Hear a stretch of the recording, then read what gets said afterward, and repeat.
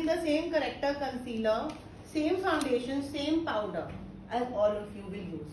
We will be using a different foundation every single day, be it texture or brand, so that you get hands-on practice with all kinds, all varieties and all textures of foundations. Starting from a drugstore brand like Maybelline, we'll go up to products like MAC and Huda Beauty and all the in-between as well. So 8 days and 7 to 8 different foundation we will be using from. This is a good rose gold oil by Nectar, and you can use this to prime and sometimes moisturize also extremely dry skin. This by Nectar is the rose gold oil by Nectar. You can use this. We will be using the Forever 52 Ultra Definition Foundation. You can have the numbers 11, 4 and 14 in your kit.